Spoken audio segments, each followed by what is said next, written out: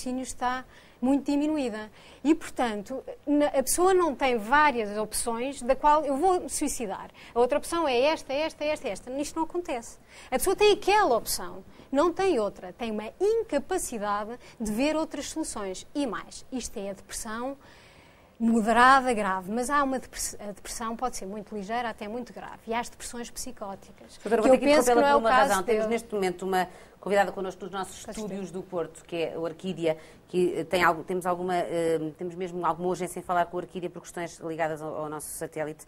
A Orquídea tem 34 anos, também sofre de uma depressão, que, pelo que sabemos, a Orquídea também se manifesta na sua forma mais grave com alguns sintomas de ansiedade muito profunda, como aqui o José. Quer contar-nos um bocadinho da sua história? Orquídea, bom dia. Bom dia. Pois, realmente a minha história também começa, do pouco que eu ouvi da história do José, começa com uma situação de ansiedade acrescida e essa ansiedade leva-me a ataques de pânico. Levou-me, agora atualmente já não. Como é que pode descrever esses ataques de pânico? Para quem nunca passou por um ataque de pânico, Orquídea? Bom, isto é muito difícil descrever esse tipo de situação, porque é realmente imenso. Mas começa realmente com um aumento da ansiedade e com a sensação de que tudo vai acabar, que não há nada a fazer em relação à situação em que estamos. Sensação de no meu caso, morte iminente, será isso, Orquídea? Morte iminente? Morte iminente, exatamente. Aliás, é a descrição técnica da situação, tanto quanto sei, e é essa a sensação. Ataques de pânico que levaram muitas vezes, durante a noite, sobretudo, a hospitais, porque a Orquídea, lá está aí, como o José também dizia há pouco, isto confirma aquilo que o José nos dizia, durante o dia enquanto trabalhava até se sentia bem, a cabeça estava ocupada, à noite, quando a noite caía, lá está, é que começava a ter estes sintomas de ansiedade que não conseguia compreender e, portanto, ia ao hospital, não é? Achando que estava a ter um problema cardíaco. Não era propriamente um problema cardíaco, porque no meu caso o que despoletava os ataques de pânico era o medo das doenças. E como hipocondria? Tal, isso levava-me... Hipocondria, é verdade. Muito bem. E então isso levava-me a procurar o hospital. Claro. A Orquídea... Não tinha noção que estava a ter um ataque de pânico, eu. A Orquídea diz que já tem um filho com 13 anos e tem agora um filho mais pequenino com 13 meses. E exatamente. Que esta última gravidez foi uma luz que a salvou. Quer explicar-nos porquê? Pois, assim, eu quando engravidei do meu Joãozito, mais pequenino, estava no final de todo o processo de recuperação da depressão que sofri.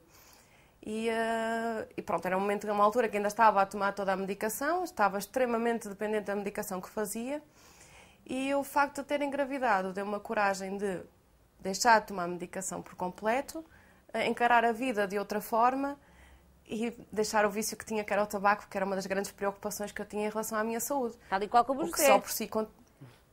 Exatamente.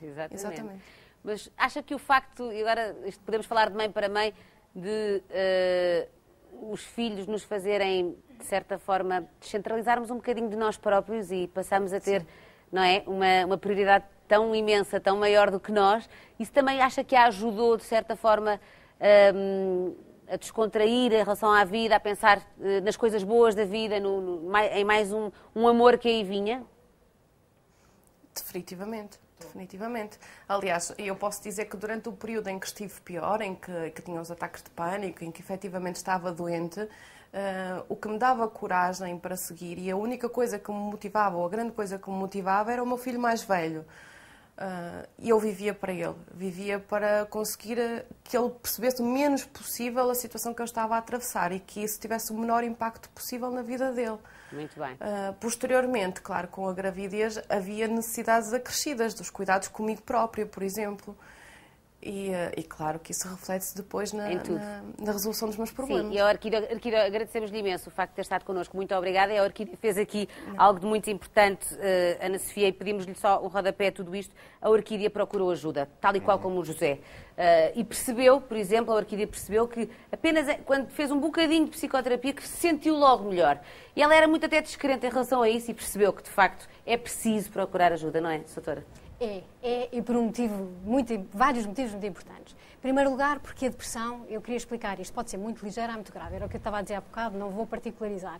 No entanto, quer seja ligeira, quer seja grave, ela tem consequências. Primeiro, as consequências da depressão em si, a doença em si, que dá muita angústia e sofrimento. Segunda questão, uma pessoa quando está deprimida, não está a funcionar a 100%, toma más decisões familiares e profissionais. E isso pode ter consequências a posteriori. Coisas que poderiam ser evitadas se a pessoa estivesse bem, podem ter consequências laborais importantes. E, finalmente, uma coisa muito importante que se descobriu há relativamente pouco tempo. Nós achávamos que o cérebro humano tinha um certo número de células, de neurónios, e que essas nunca mais se regeneravam. É mentira. Nós, hoje em dia, sabemos que o nosso cérebro continua a regenerar-se. E um cérebro deprimido é um cérebro que perdeu esta capacidade. O que é que isto quer dizer? Quer dizer que a depressão não tratada, aquela ideia que as pessoas têm, que são muito fortes e que vão conseguir aguentar e com muita força de vontade e muita ajuda dos amigos, é um disparate. Porque está não só a atravessar uma situação complicada, a meter-se em confusões na sua vida, mas a prever um futuro com menos qualidade. Porque a depressão e a demência têm esta associação, e têm esta associação por isto. Portanto, a própria depressão é tóxica para o cérebro. E os antidepressivos, as pessoas falam de psicofármacos, acham que as pessoas tomam muito psicofármacos, mas a maioria das pessoas toma tranquilizantes. Isso não trata a depressão. E tomam tranquilizantes que dão dependência. Não, tem a sua função, mas é ligeira. Os antidepressivos é que são importantes. E eles aumentam a capacidade de regeneração. Mas deixe-me só dizer isso, não são só os antidepressivos. São os antidepressivos, é a psicoterapia e é o exercício físico. Que é muitíssimo que é uma importante. coisa que as pessoas às vezes não sabem. Muito bem.